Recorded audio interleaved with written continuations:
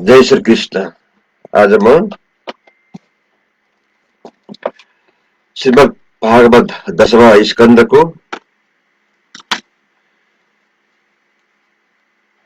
हिजोको बाँकी अध्यायलाई पूरा गर्दै अगाडि बढाउँछु र हिजो हामी कर्मों की प्रेरणा से और ईश्वर की इच्छा से जहाँ कहीं जन्म लेवे तो वहाँ अपने शुभाचरण के प्रभाव से श्री कृष्ण चंद्र जी में हमारा प्रेम रहे।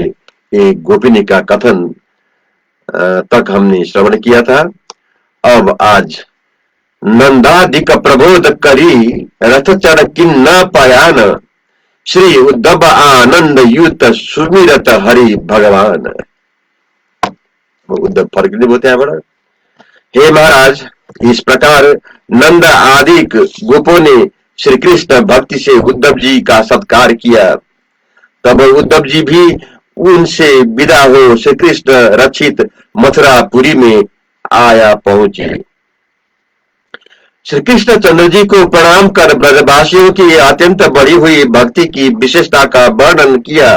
तदंतर वासुदेव, बलराम और राजा उग्रसेन जी को गोपों की दी हुई भेंट समर्पण की। उद्धव बचन ब्रज की दशा। कहाँ लौ कहिए ब्रज की बात, सुनहु श्याम तुम बिन उन लोगन, जैसे दिवस बिहात। गोपी ग्वाल गाय गौ सुत सब, मालिक मलिन बसन कृष गात। परम दान जनु शिशिर हे हेमहत, अंबुज गन बिनु पात। जो काहू आवत देख, देखत है मिली बुझत कुशलात। चलन देत प्रेम अति व्याकुल, फिर चरणन लिप तात। पिक चातक बद बसन पावत, बाहेश बलि नहीं खात। सुरदास संदेशन के डर, पथिक न बा मग जात। अब हम 38वां अध्याय प्रारंभ करने जा रहा हूं। इसमें अक्रूर के हस्तिनापुर से पूर्व वेदना। दोहा। 48वें में प्रभु कियो कुब्जा रमन विलास, हस्तिनापुर अक्रूर को पठायो करी विश्वास। सुखदेव जी बोले, हे राजन, एक दिन धर्मात्मा श्री कृष्ण भगवान कामदेव से संतप्त हुई कुब्जा के हित की इच्छा कर उसके घर गए। घर आए हुए भगवान को देखकर कुब्जा शीघ्र ही अपने आसन से उठी और गड़बड़ाकर सखियों को साथ लिए श्री कृष्ण जी के समीप आए, आसन बिछाए, चरण प्रक्षालनादि सत्कार करने लगी। भगवान के साथ गए हुए उद्धव जी का भी सत्कार किया। तब वे उसके दिए हुए आसन को स्पर्श कर पृथ्वी पर बैठ गए। फिर लोक रीति दिखाते हुए श्री कृष्ण शीघ्र उस कुब्जा के शयन मंदिर में बिछी हुई कोमल सैया पर जा विराजे। तांबुल और अमृत समान मादक पदार्थ पीकर अपने शरीर को सजाए बन ठनकर लाज भरी मुस्कान और बाकी चितवन से मोहित करती हुई भगवान के समीप आई। नवीन संगम की लाश से शंका वाले उस सुंदरी को बुलाए, कंकड़ से शोभायमान उसके हाथ को पकड़ श्री कृष्ण भगवान उसके साथ रमन करने लगे। श्री कृष्ण भगवान के चरणों को ले अपने स्तनों तथा नेत्रों पर रखकर उस कुब्जा ने हृदय के माध्यम से प्राप्त हुई आनंद मूर्ति श्री कृष्ण को हाथ से पकड़ छाती से चिपटाया। बहुत दिनों का ताप दूर किया। भगवान ने मिलकर मंद भाग्य वाली कुब्जा ने यह मांगा कि प्यारे, मेरे यहाँ कुछ दिन रहकर मेरे साथ आप रमन करो, मैं आपका संग त्याग नहीं सकती। यहाँ नित्य एक बार तुम्हारे घर आया करूंगा। इस प्रकार कुब्जा को वरदान से उसका सत्कार कर श्री कृष्ण उद्धव के साथ अपने घर आए। हे राजन, जो मनुष्य विष्णु भगवान का आराधना कर तुच्छ विषय सुखों का वरदान मांगता है, वह मूर्ख है। इसके उपरांत उद्धव और बलराम जी को साथ ले श्री कृष्ण अक्रूर के घर गए। अक्रूर जी कृष्ण बलराम से प्रसन्न पूर्वक भेंट कर परम आनंद को प्राप्त हुए।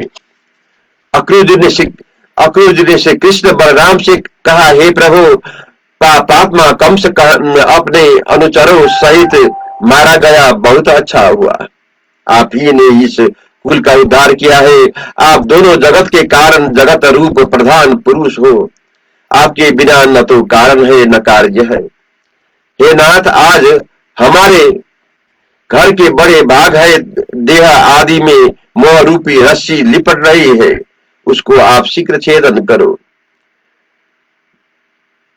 भगवत भक्त अक्रूर की भक्ति से प्रसन्न होकर श्री कृष्ण भगवान बोले, हे अक्रूर जी, आप हमारे गुरु व चाचा हो, इस कारण नित्य ही सराहनीय हो। आप तो हमारा पालन पोषण करना चाहिए, क्योंकि हम आपके लड़के हैं। आप हम सब बंधुओं के बीच अति श्रेष्ठ हो। इस कारण पांडवों के कल्याण करने की इच्छा से उनका समाचार जानने को आप हस्तिनापुर जाओ। पांडु पिता के मरने के उपरांत कुंती माता सहित युधिष्ठिर आदि पांडव महा दुखी है। उनको धृतराष्ट्र अपने पूर्व में ले आया है। ऐसा सुना है कि वे वही हस्तिनापुर में उसके समीप रहते हैं। अंधा धृतराष्ट्र भाई पांडु के पुत्रों में समान भाव नहीं रखता। अपने पुत्र दुष्ट दुर्योधन आदि के बस में होकर उनको दुख दे रहा है। अतः हस्तिनापुर को जाओ और अच्छा बुरा जो कुछ उनका समाचार हो उनको जानकर लौटाओ। अब वहां का सब समाचार विदित हो जाएगा तो जिस प्रकार पांडवों को सुख होगा वही यत्न करेंगे। इस प्रकार से कृष्ण चंद्र अक्रूर को आज्ञा देकर बलदेव और उद्धव जी सहित अपने घर आए। अब मैं 49वां अध्याय प्रारंभ करने जा रहा हूं। इसमें अक्रूर जी का हस्तिनापुर गमन के विषय में हम श्रवण करेंगे। 49वें अक्रूर तब हस्तिनापुर सो आए, पांडु सुतन की दुख कथा कृष्ण ही कही सुनाए। श्री सुखदेव जी बोले, हे परीक्षित, श्री कृष्ण के आदेशानुसार अक्रूर जी हस्तिनापुर में गए।